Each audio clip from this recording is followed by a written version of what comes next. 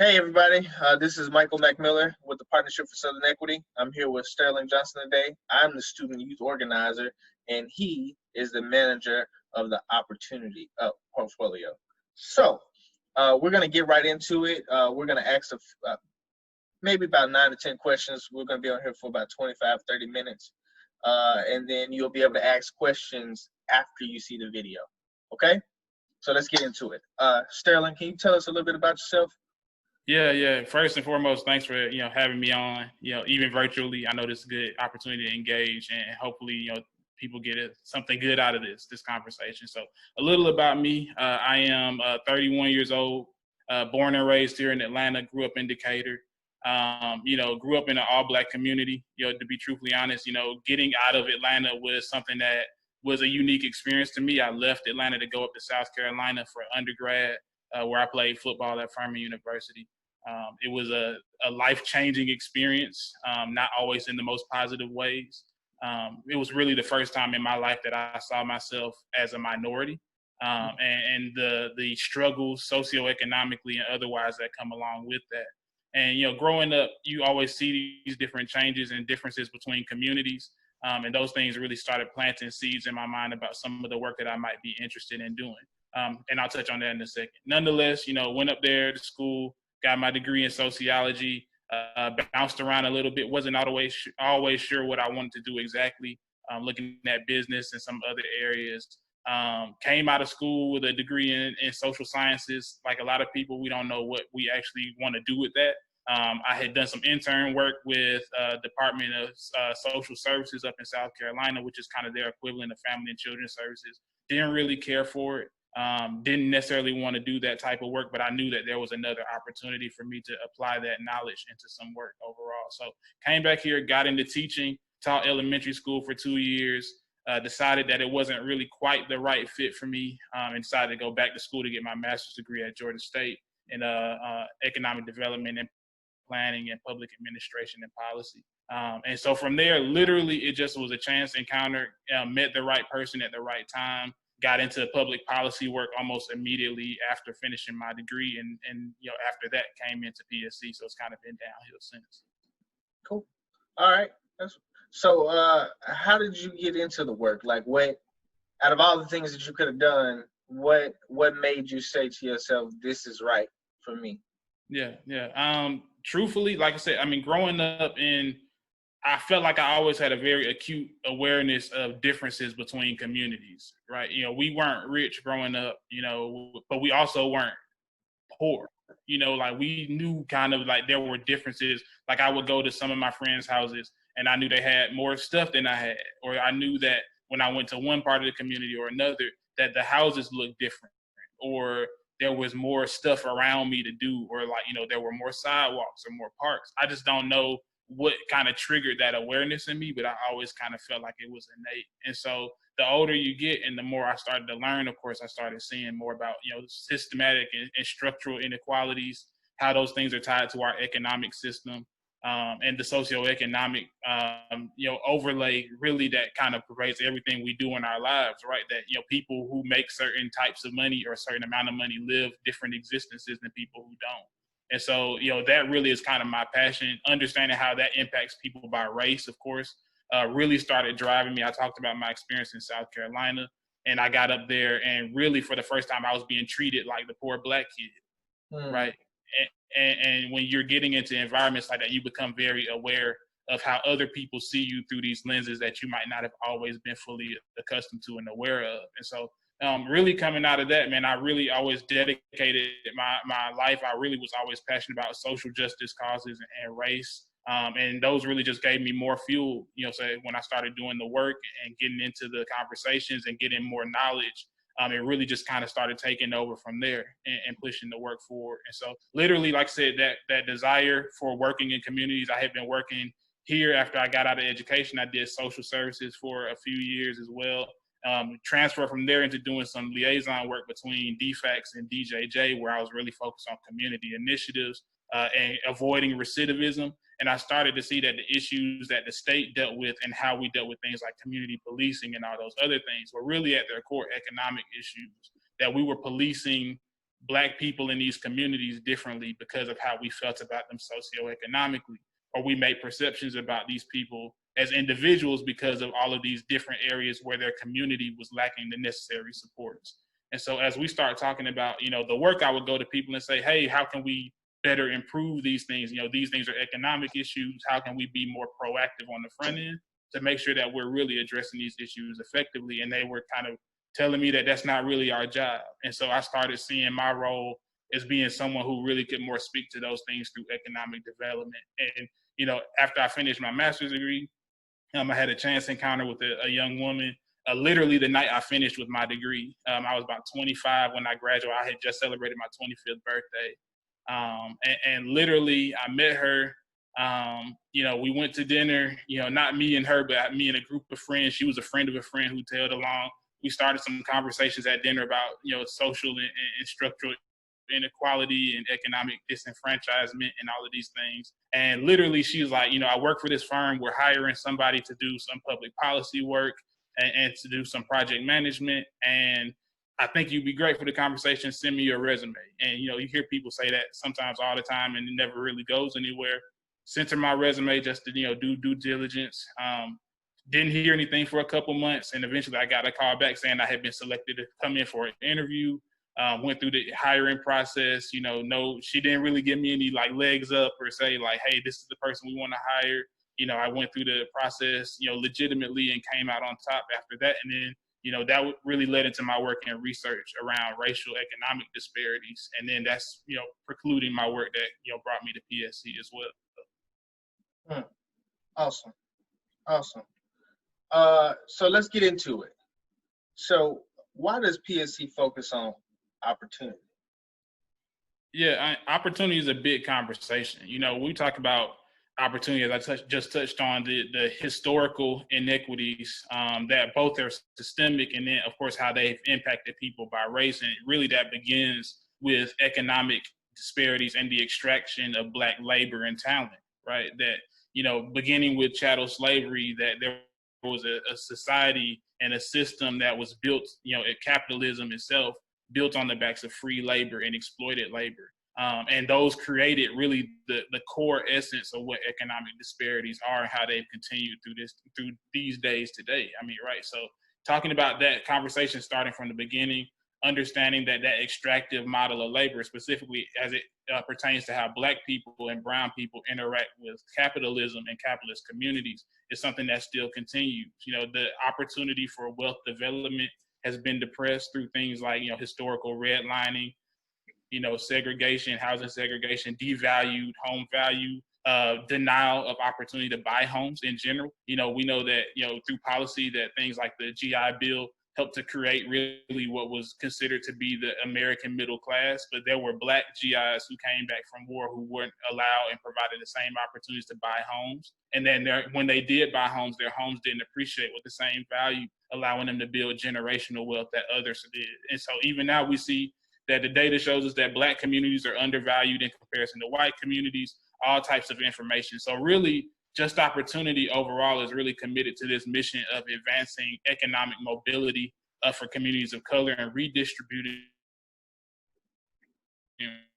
wealth against the backdrop of historical inequity and inequality. And that's not so much to say we're trying to go find ways to take money from rich people and give it to poor people, but it's really about finding ways that we can create platforms and pathways, programs and policies, otherwise both through government and non-government activity, that can help create opportunity for people of color. And really, how can we make sure that we do that in a way that is effective and explicit in its intent to affect people by their racial makeup, and not just throwing money into the community generally. Awesome. So with that understanding, if we were to get what we are fighting for, talk about what the principles of shared prosperity look like in practice, and what that really means.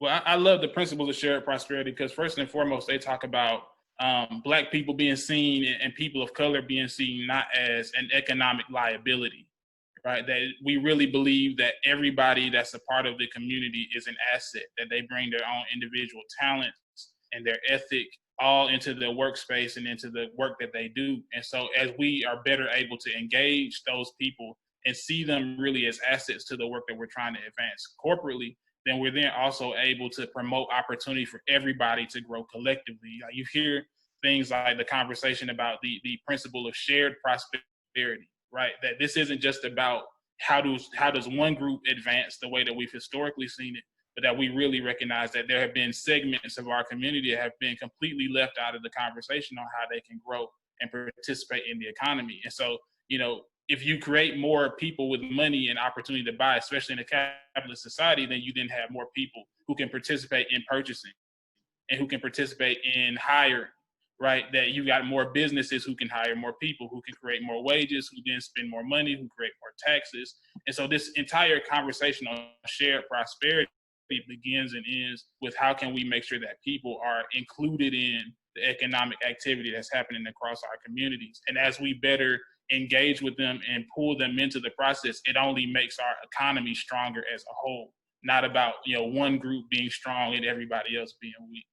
Yeah, absolutely. I understand that. Okay, so let's cut across the field here.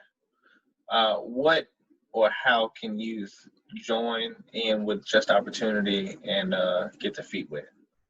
Yeah. It's a lot of opportunities to no pun intended, really about, partnering with us, come in, building relationship. I mean, PSE is an organization I really love that we're really committed to being on the ground with people. I heard a wise person tell me a long time ago that the people closest to the problems are often closest to the solutions, right? That, we sometimes, especially as we get more educated and get into more of these programs and higher places and, go into these rooms with power brokers and things, it's a lot of conversation that's, about what you all need to do, or that these people need to do X, Y, and Z, and we're not really living their experience. So we're really just, more or less, pontificating, about what their ideas are, how they should be living or what they should be doing alternative, versus really having that lived experience about what they need and how they can, better progress their own experience. And so finding opportunities to provide platform for young people is something that's really core to the work that we're doing. Through a couple of different initiatives. First, our Just Opportunity Circle. All of the different program areas, of course, have circles. A lot of the circles in some areas overlap with one another, especially with us in Just Growth, because they focus on the built environment. We focus on making sure that we can democratize development that's happening in communities to bring community voice in, and then also provide opportunity for people in community. And so looking at ways in which the Just Opportunity Circle, which brings together organizations, like large universities, some of our development authorities, private businesses, nonprofits, and other social sector businesses who can really start having these conversations on the ground about, okay, how do we really enact policy or change our practice to provide opportunity to people, where they are? Is that a conversation on, workforce development, right? Where we're talking about, we know what jobs the city of Atlanta is going to be looking for in the next few years. How can we start preparing our potential workforce now, the students of today for the jobs that are to come, right? Or how can we start, bridging that gap for that youth voice and make sure that the communities that we want to create, that they're having input on being a part of those communities in the future. It's not just about building up something that you think people will like, but really saying, how can we create a place where you will want to be in the future? And so the Just Opportunity Circle is a great place to start that conversation, whether you be just a young person who's interested in learning more, a person who is actively engaging with the knowledge and wants to be more open as an advocate and have a louder voice at the table, or someone who just has a passing interest, right, and just wants to know what's going on in their backyard, in their community. I think there's a place for all of those. Subsequent to that, we're also doing some work with the Annie-Casey Changing the Odds Network, which is a network of nonprofits across the Atlanta area who are having these conversations about things like opportunity youth, right, which is youth between the ages of 18 to 24 who are student age. They might not be in school, but they're still working age, right? They're adults by law. We consider them to be adults. And so we say, how can we make sure that we're still providing pathways and opportunities for them, even if they might not want to go to college or college isn't really the best fit for them? And so, having these conversations with them about, how do we make sure that there are still opportunities being provided both through programming and policy that really speak directly to their experience. And then, of course, create things like cradle to career opportunities, bringing people through the actual educational system to make sure that we're connecting them with jobs on the other side, even if they aren't going to college. And then the other part of that work that we're doing right now also involves the Georgia Alliance for Men and Boys of Color, which is a overall program that we're looking at for, again, a partnership between PSC and other organizations across the city of Atlanta, really seeking to aggressively address the issues that plague, particularly young men of color, right? That, them not being fully engaged in the process, them not being fully provided academic and not athletic, but academic and economic opportunity. How can we make sure that we're providing them space to learn and grow both professionally, develop their leadership skills and capacity, and then go back out and re-engage with the communities where they come from, and to be able to lead conversations on how to improve economic outcomes, economic mobility for the communities where they live and where, they grew and where they might love, and so how can we make sure we're doing that collectively? And through the Alliance, we do that through 4 main program areas, really kind of policy, education and advocacy. We look at small business and entrepreneurship. We look at social services and supports. And then we also have what we're newly developing, which is called our Youth Advisory Council, which is a specific group that we're currently recruiting for, which is a group of 30 young men who will be bringing in between the ages of 18 to 24, surrounding them with mentors. So if you're also interested in being a mentor, you might be between the ages of 25 to 30 or early 30s, to come in and really support and surround these young men. What we really want to give them is a platform for voice, right? That not only are they going to be provided with leadership and professional development, and they'll learn more about community organizing and advocacy, but then we're going to give them a platform through the advisory council to engage with the greater alliance, to get plugged in on different initiatives of different organizations, and then be able to speak to and guide the overall work of the alliance. That it's not, again, just the opportunity for us as older people, and I consider myself, I guess, at this point, an older person, to be telling young people what they need to be doing, right? It's about how do we make sure that they have the seat at the table to advocate for themselves, and how do we equip them with the tools to advocate as well. And so those are 3 main initiatives that we're looking at through Just Opportunity. So tell me this, as we come to a close, as a Black man in America in today's time, for all the young men that are going to see this, speak about opportunity. Are there pathways for us? And what do we have to do to ensure that we don't have to go through the same thing that our fathers, uncles, and grandfathers went through to see a better or different tomorrow? Yeah, that's a great question. And ironically, I had a conversation with a buddy of mine the other day about this, and I told him I was thinking about, and I usually think a lot about the experiences of like our forefathers, right? My grandfather told us a story that my great-grandfather was a slave, right? Mm-hmm. And after receiving his freedom, he became a sharecropper for his slave owner, right? And so you tell these stories and they seem so far away, but this is my grandfather, right? Like, my father grew up in the projects of West Savannah, right? And he, split time as an older teenager between Miami, where my grandmother lived, and Savannah and Atlanta, where my grandfather moved and transitioned to.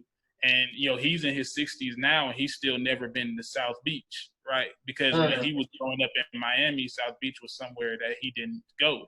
And so I think all the time about the opportunities that I'm afforded now that the people before me that were never able to do, that they weren't able to achieve and they weren't able to access. And so the opportunities are always there. Let me start by saying that. It's just about knowing, one, how to access them. And are we, as people on the other side of those opportunities, providing information and platform for people to know where to go to get the information that they need? And then are we equipping people with the tools to advocate for themselves? Because the other side of this conversation is not just about, we know the discrepancies in education, right?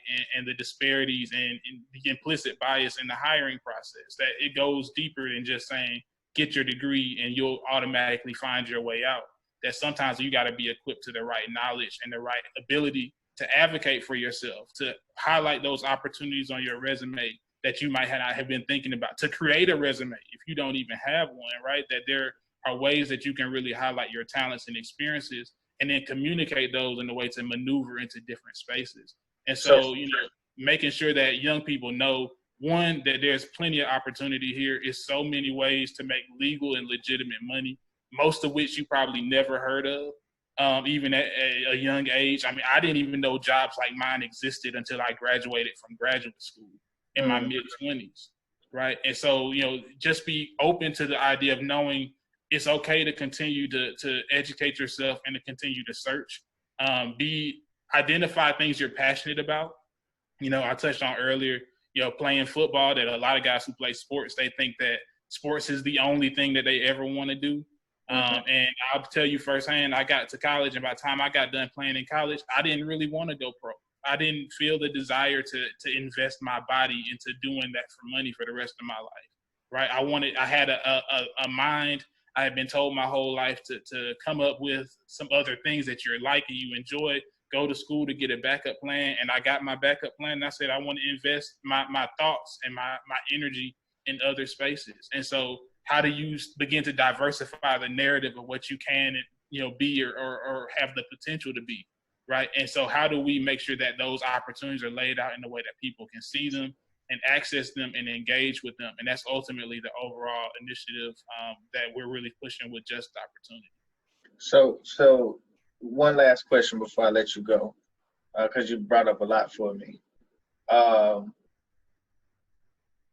As a young male of color, I have gone through middle school, high school, college, and now professional career, and really, really good friends of mine that I care for dearly have fallen to the wayside by either getting in the game and going to jail, or dying, or a myriad of other things, having a child very young. What were the things that you held on too close that allowed you to maneuver? Because there's so many pitfalls, there's so many traps to evade us this opportunity to get to this point to have this conversation. What did you do, or what are the things that you held on to in the back of your mind that allowed you to make it through all of that and come out on the other side? Yeah, it's actually interesting on two sides. One, you've got this image of the life that you want, right? And I knew that making certain decisions, on one hand, were not going to get me to the life that I wanted, right? I mean, and the other side, let me say this up front, and then I'll double back to it.